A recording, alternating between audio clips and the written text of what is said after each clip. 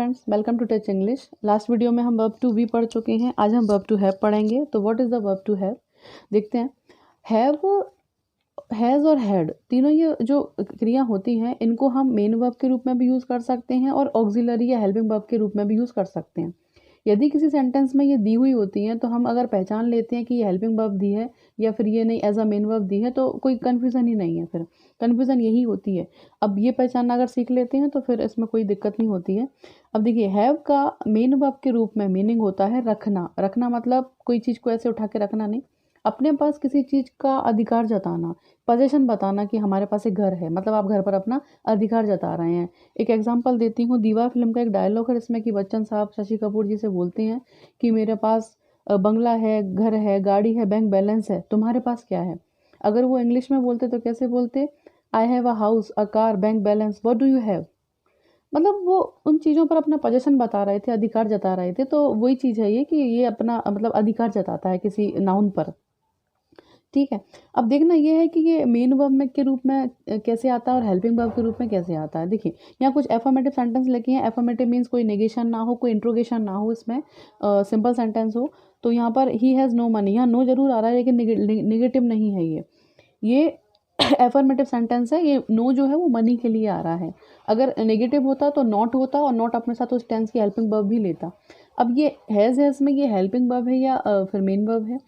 देखिए, अगर ये इसको हेल्पिंग वर्ब मानते हैं तो फिर मेन वर्ब कहाँ है इस सेंटेंस में। और मेन वर्ब के बिना कोई भी सेंटेंस इनकम्प्लीट होता है, उसको कंपलसरी होती है मेन वर्ब होना किसी भी सेंटेंस में। तो यहाँ पर मेन वर्ब नहीं है, इट मीन्स यही मेन वर्ब है। अब यहाँ हैज़ लिखा हुआ है, इसका देखिए कि हैज़ क्यों लिखा हुआ है। मुख्य क्रिया है हैव। हैव मीन्स रखना। हम जब प्रेजेंट इंडेफिनिट का कोई टेंस बनाते हैं तब हम उसमें मुख्य क्रिया की फर्स्ट फॉर्म में, एफर्मेटिव सेंटेंस की बात कर रही हूँ मैं, उस मुख्य क्रिया की फर्स्ट फॉर्म में हम एस या एस लगाते हैं जो कि वर्ब फिफ्थ कहलाती है। मैंने आपको लास्ट वीडियो में बताया था ये। तो हम इसमें जैसे कि मैंने बोला, एक सेंटेंस बोला कि वह पढ़ता है, तो हम बोलेंगे ही रीड्स। तुम खेलती हो, यू प्ले, सॉरी प्लूरल हो गया यू, वह खेलती है, शी प्लेज। तो हम यू एस या एस लगा रहे हैं, ये हम इंडेफिनिट के चक्कर में लगा रहे हैं। तो यहाँ पर हम हैव्स नहीं कर सकते। अलग अलग शब्द के अलग अलग रूल होते हैं, इसमें हम हैव्स नहीं करते, हम इसको हैज़ करके लिख देते हैं सिंगुलर सब्जेक्ट के साथ। यहाँ पर ही सिंगुलर है इसलिए हमने हैव का फिफ्थ फॉर्म लिख दिया जो कि हैज़ है। ठीक है। तो ही हैज़ नो मनी, उसके पास पैसे नहीं है। और दूसरा है we have no money, we plural है इसलिए हैव लगा दिया। ब फर्स्ट, हमारे पास पैसे नहीं है। अब वी या हैड, कोई भी सब्जेक्ट हो, सिंगुलर और प्लूरल। तो हैड नो मनी ये पास्ट के लिए यूज़ करेंगे। इट मीन्स ये पास्ट इंडेफिनिट का टेंस है। और ये वर्ब की, हैव वर्ब की दो और फॉर्म होती हैं, have first form, had second form और हैड थर्ड फॉर्म। तो यहाँ पर ये सेकंड फॉर्म लगी हुई है, ये वाली। ठीक है। और सेकंड फॉर्म लगती है सिर्फ पास्ट इंडेफिनिट के टेंस में। एक ही टेंस ऐसा है इसमें हम वर्ब की सेकंड फॉर्म का यूज़ करते हैं, किसी और टेंस में हम वर्ब सेकंड का यूज़ नहीं करते हैं। ओके। तो ये पास्ट की बात करेंगे तब हम ये लगाएंगे।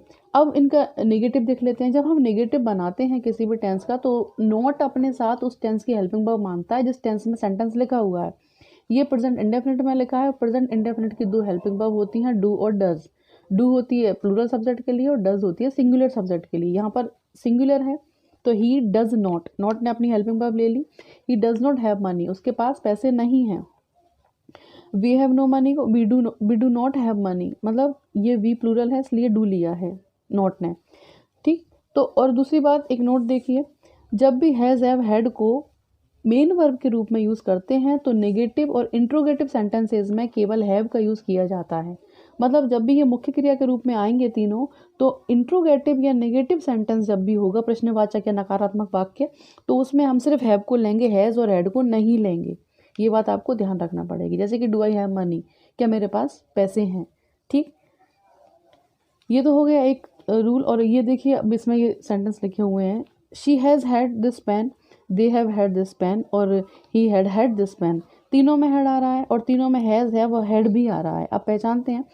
She has had this pen, she has, देखिए हैज़ और हैव एक तो अभी मैंने मेन वर्ब के रूप में बताया। हेल्पिंग वर्ब के रूप में ये प्रेजेंट परफेक्ट टेंस में यूज़ किया जाता है। मतलब प्रेजेंट परफेक्ट का टेंस अगर है तो हैज़ लेंगे सिंगुलर सब्जेक्ट के साथ और हैव लेंगे प्लूरल सब्जेक्ट के साथ। ठीक। और वर्ब की थर्ड फॉर्म, ये रूल होता है तीनों टेंस के परफेक्ट टेंस में वर्ब थर्ड का यूज़ किया जाता है। जी अब टेंस पढ़ाऊंगी तब क्लियर हो जाएगा। तो यहाँ पर देखिए she has had this pen, had जो है लगा हुआ है ये वर्ब थर्ड है, यानी कि हैव की तीसरा रूप लगा हुआ है यहाँ पर, जो कि प्रेजेंट परफेक्ट में लगाना पड़ता है। और ये शी के चक्कर में हैज़ आया है, अगर यहाँ प्लूरल होता तो यहाँ हैव लग जाता, जो कि प्रेजेंट परफेक्ट की हेल्पिंग वर्ब होती है हैज़ और हैव। तो she has had this pen, उसके पास ऐसा पेन रह चुका है, चुकी है, चुकी हैं, ये प्रेजेंट परफेक्ट की होता है रूल। अगर ये आता है तो हम इस तरह का बनाते हैं। She has had this pen, they have had this pen, उनके पास ऐसा पेन रह चुका है, मतलब दे प्लूरल था तो हमने हैव लगा दिया। ये हैव की थर्ड फॉर्म है, ये वाले हैव की थर्ड फॉर्म नहीं है, ये हेल्पिंग वर्ब है, और ये मेन वर्ब वाला हैव है उसकी थर्ड फॉर्म है, ठीक है, दिस पेन।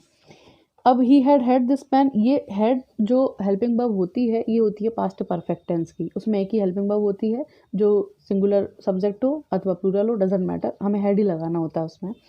तो ही हैड, और ये जो हैड लगा हुआ है ये हैव वर्ब की थर्ड फॉर्म है, मुख्य क्रिया का तीसरा रूप है ये, ठीक, जो कि पास्ट परफेक्ट में कोई भी टेंस का परफेक्ट तो हम वर्ब थर्ड यूज़ करेंगे उसमें। He had had this pen, उनके पास ऐसा पेन रह चुका था या वो रख चुके थे इस तरह का पेन, ठीक है। तो एक तरीका ये हो गया, इसका रूल देख लेते हैं परफेक्ट टेंस का। सब्जेक्ट प्लस हैज़ हैव तो प्रेजेंट परफेक्ट के साथ, और हैड पास्ट परफेक्ट के साथ आता है तो वर्ब की थर्ड फॉर्म लगाते हैं, फिर ऑब्जेक्ट लगाते हैं। जैसे कि she has gone to Delhi, वो दिल्ली जा चुकी है, तो शी है सिंगुलर, हैज़ लिया सिंगुलर के चक्कर में, गॉन गो की थर्ड फॉर्म है, और टू दिल्ली ऑब्जेक्ट है। ये रूल होता है परफेक्ट टेंस का, ठीक है। आगे देखते हैं थोड़ा सा, शी हैज़ टू रीड। अब देखिए to read, sorry, has to, have to और हैड टू, इनका यूज़ कब करते हैं?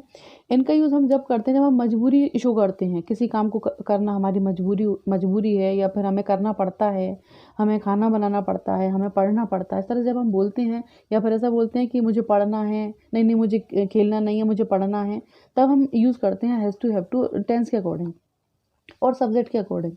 देखिए शी हैज़ टू रीड, जैसे मान लीजिए किसी बच्चे से किसी ने बोला कि चलो खेलें, तो वो बच्चा बोलेगा नहीं मुझे नहीं खेलना, मुझे पढ़ना है, या मुझे पढ़ना पड़ता है, तो वो बोलेगी आई हैव टू रीड, अगर वो खुद बोलेगी, और हम बोलेंगे नहीं वो नहीं खेलेगी, शी हैज़ टू रीड, उसे पढ़ना है, ठीक। मतलब टू के बाद हमेशा वर्ब फर्स्ट का यूज़ किया जाता है। कई बार एरर पूछ लेते हैं कि टू के बाद आईएनजी वाली वर्ब दे देते हैं और कहते हैं फाइंड द एरर, तो एरर यही होती है कि टू के बाद वर्ब फर्स्ट आती है, आईएनजी वाली फॉर्म नहीं आती है। अगला देख लेते हैं पास्ट का, ही हैड टू रीड, कोई पास्ट की बात बताता है कि मेरे एग्ज़ाम इतना टफ थे, इतना टफ मेरा सिलेबस था कि मुझे बहुत पढ़ना पड़ता था, तो या फिर उसे पढ़ना पड़ता था, वो बहुत कॉम्पिटिटिव एग्ज़ाम उसके बहुत टफ थे, तो ही हैड टू रीड, उसे पढ़ना पड़ता था। Had to, has to plural subject होता तो हैव टू लगा देते, ठीक है। एक रूल ये हो गया इसका। अगला रूल देख लेते हैं। अगले रूल में है हैव के साथ आईएनजी, ये कब आएगा? सब्जेक्ट होगा, सब्जेक्ट के अकॉर्डिंग इज एम आर में से कोई भी हेल्पिंग वर्ब होगी, हैविंग होगा और प्लस नाउन होगा। लेकिन जब भी हैविंग आएगा तो वो पोजीशन शो नहीं करेगा, मतलब किसी भी नाउन पर अपना अधिकार नहीं जताएगा। हम ऐसा नहीं कह सकते कि I am having a house, I am having a pen. अगर आपको किसी नाउन पर अपना अधिकार बताना है, पोजीशन बताना है, तो आपको बोलना होगा I have a pen, I have a car, I have a house, या शी हैज़ अ कार, कुछ भी, ठीक। लेकिन हैविंग जब भी आता है तब हम अधिकार शो नहीं करेंगे वहाँ किसी भी चीज़ पर। तो क्या करेंगे, आई एम हैविंग माई लंच, हम इसका यूज़ तब करेंगे जब हम कोई लंच कर रहे हो, डिनर कर रहे हो, हम नहा रहे हो, या फिर हम कॉफ़ी पी रहे हो, कुछ भी ऐसी क्रिया जहाँ पोजीशन नहीं हो रहा हो, तो अब हम यूज़ करेंगे। एग्जाम्पल से क्लियर हो जाएगा, आई एम हैविंग माई लंच, मैं मेरा लंच कर रहा हूँ, या लंच ले रहा हूँ, ऐसा भी बोल सकते हैं। डिनर हो सकता है, ब्रेकफास्ट भी हो सकता है। He is having a bath, वह नहा रहा है या वह बाथ ले रहा है, इस तरह से हम बोलते हैं ना, वो बाथ ले रहा है। और I am having my hair cut, मैं बाल कटवा रही हूँ, या मैं बाल अपने हेयर कट ले रही हूँ, इस तरह से अब हम यूज़ करेंगे। और भी हम मतलब कुछ एब्स्ट्रैक्ट नाउन होते हैं, जैसे कि हम अपना दर्द अगर तकलीफ़ शो करते हैं कि I am having a bad headache, या आई एम हैविंग स्टमक एक, या आई एम हैविंग बैक एक, इस तरह जब हम बोलेंगे तब भी हम हैविंग का यूज़ कर सकते हैं कोई दर्द शो करने के लिए। तो ये था हैव का कॉन्सेप्ट। टू हैव के बाद हम वर्ब टू डू और देख लेते हैं। देखिए जैसे कि वर्ब टू हैव होता है, उसी तरह के रूल वर्ब टू डू के साथ होते हैं, क्योंकि हैव और डू में इसलिए प्रॉब्लम है क्योंकि इनका मतलब मेन वर्ब के रूप में एक अलग मीनिंग बैठता है। जैसे कि हैव का बैठा था रखना, और मेन का डू का है करना, डू मीन्स करना। तो यहाँ पर वर्ब टू डू पढ़ेंगे हम, डू डज डिड, तीन होती हैं ये मेन वर्ब के रूप में भी यूज़ होती हैं और ये हेल्पिंग वर्ब के रूप में भी यूज़ होती हैं। वही है कि अगर आप सेंटेंस में समझ जाते हैं कि ये डू डिड दिया है एज ए मेन वर्ब है या एज ए हेल्पिंग वर्ब है, तो फिर बस आपको सब समझ में आ सकता है। तो वही रूल हैं सेम जो हैव के थे। शी डज़ हर वर्क, मतलब यहाँ पर दिया हुआ है कि शी डज़ हर वर्क। अब यहाँ पर अगर इसको हम मेन वर्ब मानते हैं तो फिर यहाँ हेल्पिंग वर्ब, अगर इसको हम हेल्पिंग वर्ब मानते हैं तो फिर यहाँ मेन वर्ब कहाँ है? इसलिए यहाँ पर ये मेन वर्ब ही है, क्योंकि यहाँ और कोई मेन वर्ब तो नहीं दिख रही ना, तो यहाँ पर यही मेन वर्ब है। अब ये शी डज़ हर वर्क जो लिखा हुआ है तो शी सिंगुलर सब्जेक्ट है, और जब हम प्रेजेंट इंडेफिनिट का कोई टेंस बनाते हैं एफर्मेटिव सेंटेंस, तब हम वर्ब की फर्स्ट फॉर्म में एस या यस लगाते हैं, जो कि वर्ब फिफ्थ कहलाती है।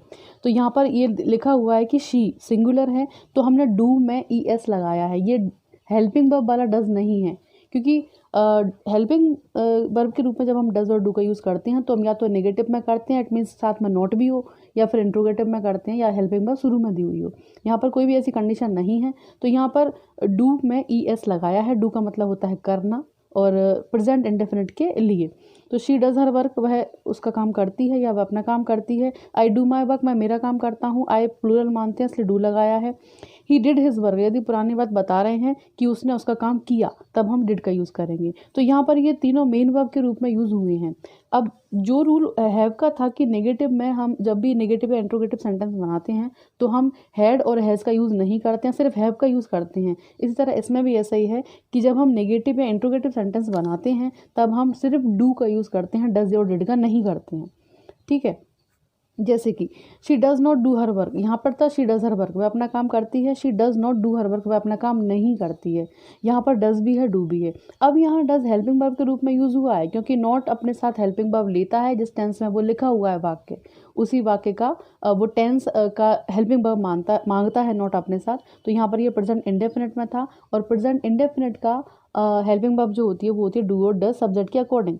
यदि आपका सब्जेक्ट सिंगुलर है तो आप डज लगाइए, यदि आपका सब्जेक्ट प्लूरल है तो आप डू लगाइए। शी सिंगुलर है इसलिए डज लगाया हुआ है। शी डज नॉट डू, ये मेन वर्ब है डू, हर वर्क, वह उसका काम नहीं करती है। I do not do my work, दो दो डू हैं, लेकिन यहाँ पर ये डू जो है वो हेल्पिंग वर्ब है, क्योंकि नॉट के साथ आ रहा है एक, और यहाँ पर ये मेन वर्ब के रूप में है। ठीक है, जो वर्ब की फर्स्ट फॉर्म है। I do not do my work, मैं मेरा काम नहीं करता हूँ। He did not do his work, उसने उसका काम नहीं किया। यहाँ पर ये पास्ट में था, और ये वर्ब की सेकेंड फॉर्म थी डिड, डू डिड डन, तीन फॉर्म होती हैं डू की, ओके, मेन वर्ब के रूप में। तो यहाँ पर डिड थी, डू की सेकंड फॉर्म डिड, जो कि सिर्फ पास्ट इंडेफिनिट के टेंस में आती है, और किसी टेंस में हम पास्ट सेकंड फॉर्म का यूज़ नहीं करते हैं।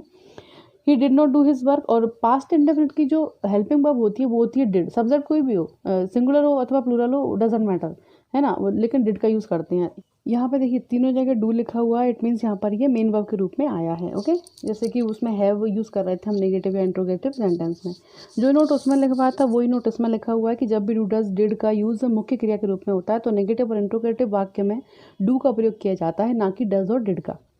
जैसे कि do I do my work, क्या मैं मेरा कार्य करता हूँ, यहाँ पर दो डू हैं, लेकिन यहाँ इंट्रोगेशन है, मतलब इंट्रोगेटिव सेंटेंस है, और यहाँ पर ये हेल्पिंग वर्ब है, और ये मेन वर्ब के रूप में यूज़ हुआ है।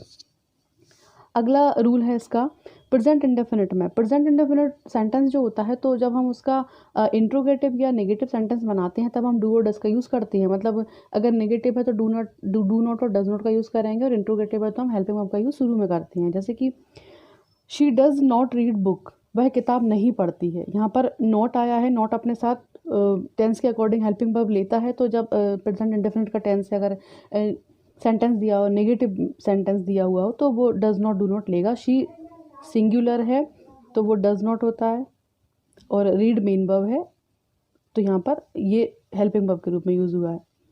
डू दे प्ले क्रिकेट, क्या वे क्रिकेट खेलते हैं, तो यहाँ पर डू हेल्पिंग वर्ब के रूप में यूज़ हुआ है। ये इंट्रोगेटिव सेंटेंस है।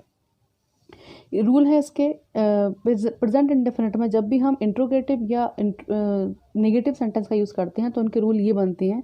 नेगेटिव सेंटेंस वाला रूल बनता है कि पहले सब्जेक्ट आएगा, फिर डू या डज आएगा, फिर नॉट आएगा, फिर मेन वर्ब की फर्स्ट फॉर्म आएगी, फिर ऑब्जेक्ट आता है।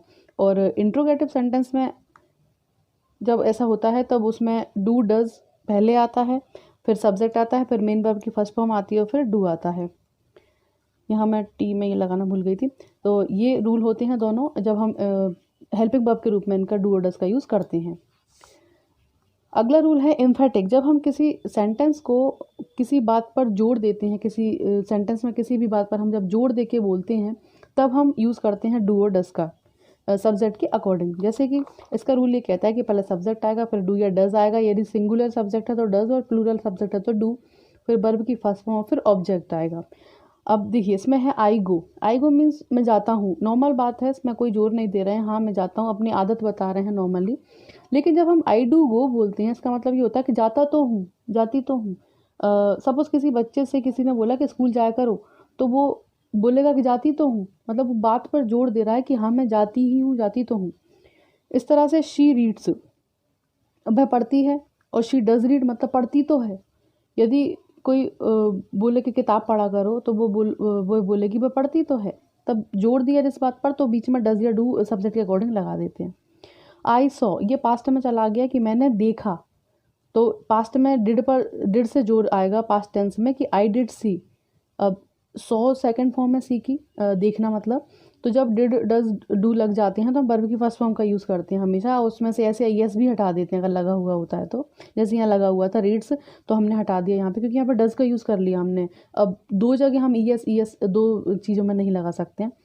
तो आई डिड सी मतलब उसने देखा तो सही, मतलब मैंने देखा तो सही। जब हम जोड़ दे रहे हैं देखने पर, क्रिया पर जोड़ दे रहे हैं, तब हम डू डज डिड का यूज़ करते हैं एम्फेटिक करने के लिए, उसको एम्फेसाइज करने के लिए। शी आस्क्ड, उसने पूछा, और शी डिड आस्क, उसने पूछा तो सही। उसने पूछा तो सही, एटलीस्ट जब हम इस तरह से बोलते हैं, चलो ठीक है काम नहीं हुआ लेकिन उसने पूछा तो सही, तो ये जोड़ देने वाली बात पर हम यूज़ करते हैं इनका।